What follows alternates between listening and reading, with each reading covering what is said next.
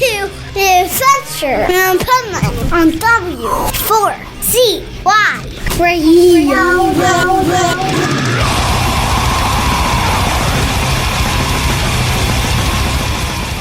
This is the Pipeman here on the Adventures of Pipeman, W4CY Radio, and it's another Positively Pipeman.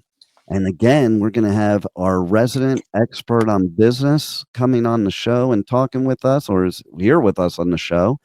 And so I'd like to welcome Michael Barbarita. How are you? Thank you, Dean. Hope you're well today.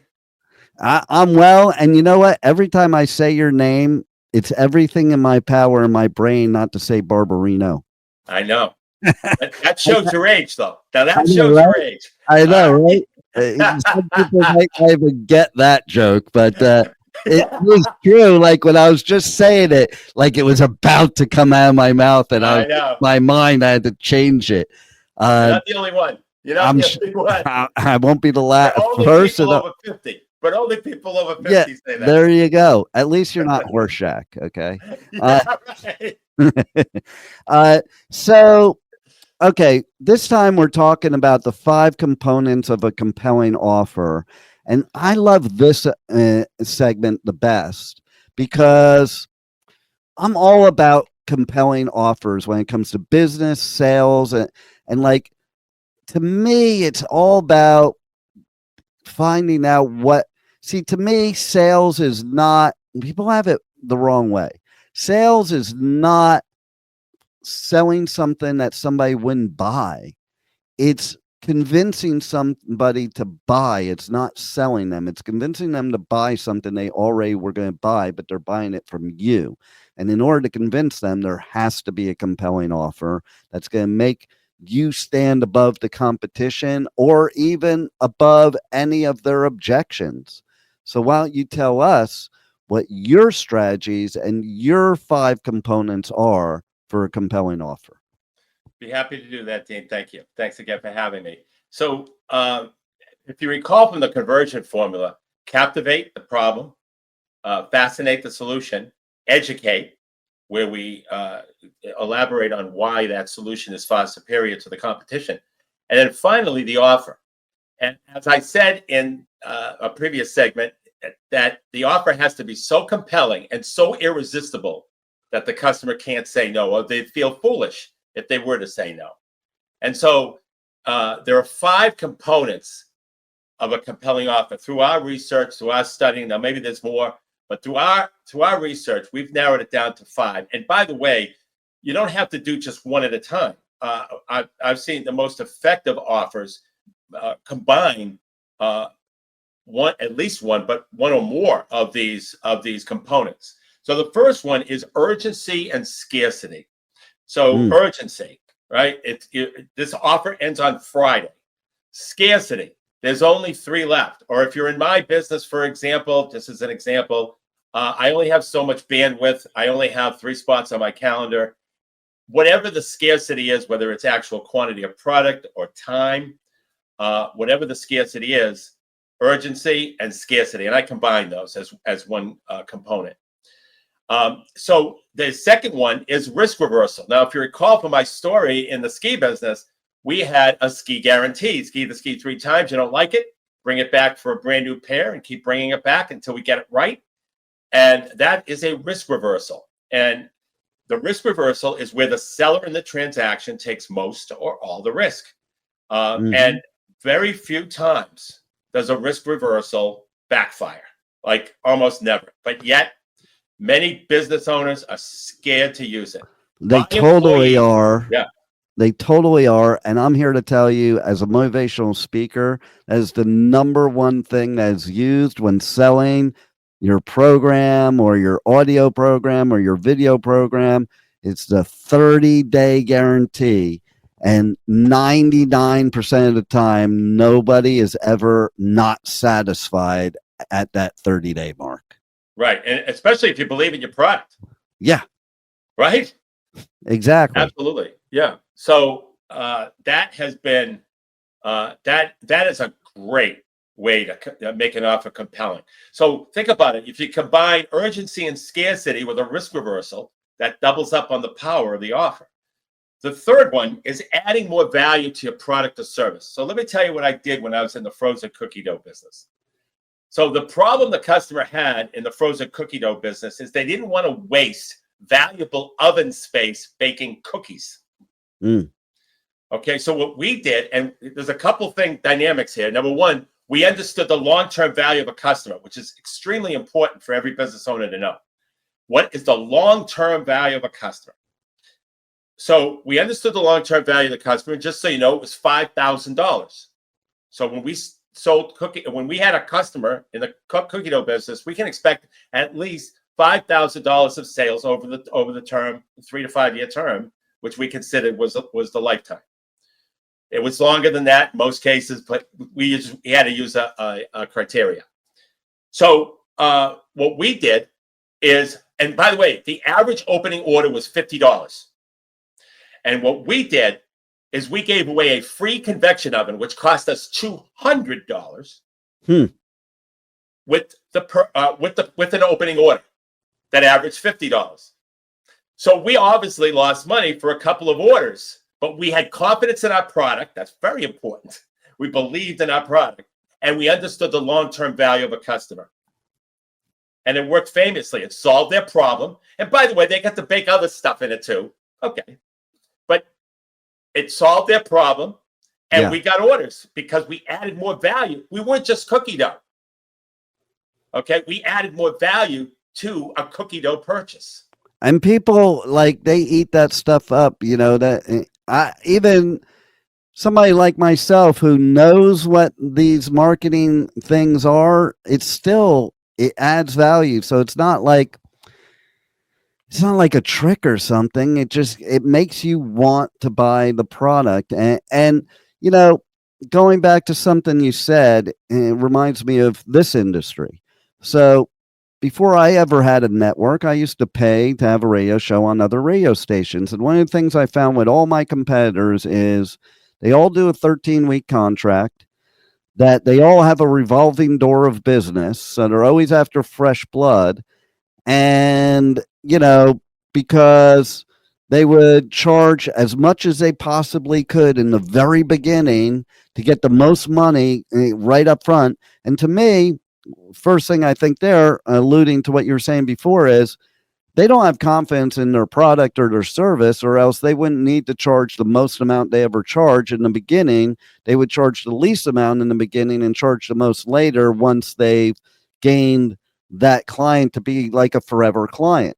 The second thing that I found is that, you know, I'll tend to say to people, and I joke about it, it's like a joke, but I'll say, I'll make you a deal you can't refuse. And that goes along with what you're saying, even though I'm joking. Basically, what I'm saying is, hey, I want to find out what your needs are, what your problems are, what the solutions are, and your budget. And I'm going to try and make you a deal that's so compelling that you're not going to want to refuse it because it fits every criteria that you need. And so I'm living proof that everything you're saying is absolutely 100% effective. Interesting. So, yeah, you know, and that fourth component is what I call packaging and bundling. Now, let me give you a quick example of that. So when I was by the way, back to the adding more value, I just want to give one other example. So if you sell popcorn and you put it in a box and you sell it for $2, and then you, instead of putting it in a box, you put it in a vase. Okay, you can now sell it for like the vase might not cost you an extra $2, but now you can sell that product for $8 or $9 because they can reuse it. So that's adding more value without really adding and also adding more profit margin. Yeah. You know, so that's just another example. So it's not just a giveaway thing and understanding the long-term value of a customer. You also can just add more value by being creative with how you package. Listen, florists do it all the time, don't they? Florists have the package deals where you get the stuffed animal, the vase, and everything. And people spend a lot more money for that. They make a lot more money, and everybody's happy. Terrific example. That's right. Yep. And so the fourth component of a compelling offer is packaging and bundling. And let me explain. when I was in the ski business, everybody, I mean, everybody packaged skis, bindings, and poles. Okay, fine. But what we also did is we took the best, the highest selling ski graphics. So the skis with the graphics that sold the most. And we went to the clothing department and put together clothing packages, a hat, a sweater, parka, and bib for one price. And they sold famously. And so it's that perception of value when you package and bundle together. And you're also, my competition, I don't know why they didn't even copy it. They never, it was working great and they never copied it. Which is another interesting thing. I'm a big believer in the packaging, by the way. People buy packages, and a perfect example too is McDonald's. Did you ever do the math on a value meal? You know, if you bought the value meal, everything separately, it would cost you a penny less than buying the actual value meal. Right. It's unbelievable. Right? And that's how, because it's the perception of value. A value meal. Well, how can it not be a value? Exactly. And nobody calculates it. They just buy them. Like, they buy it. Right. I can't tell you how many people I know that don't even drink a soda or eat fries, and they'll still get the value meal because they think they're getting a deal. Right. That's an excellent point. Excellent point. And then the final component of a compelling offer is the toughest one. It's indifference to the outcome, not being connected to the outcome. Many times, too many times, salespeople are connected to the outcome. And what happens is that when they're too connected to the outcome, the prospect can tell that they're not in it for them, they're in it for themselves. And there's ways to do it. One of the ways that I do it is that, whether you work with me or someone else, there are 5 steps that you must take in order to properly implement business and financial strategies that your competition isn't doing. And then I would go through those 5 steps. And then I would recap it once again, whether you work with me or someone else. And so that's just one part of indifference. There's other parts where some people would say, I don't want to get in the way of you succeeding. So if for any reason there's a lack of trust, or if for whatever reason you don't want to work with me, I'd be happy to refer somebody else. So there's a bunch of different ways, because everything is transactional, Dean. Yeah. We have to make it transformational. Okay. So if we're indifferent to the outcome and we identify the problem that the customer has, that's transformational. If we're not indifferent to the outcome and we don't connect it with a solution, we're just a transactional sales weasel. Yeah, no doubt. And that's why, and a lot of salespeople that you're talking about that are doing the transformational, and they do this strategy without even trying to do it. That's why the takeaway is the best sales tool there is.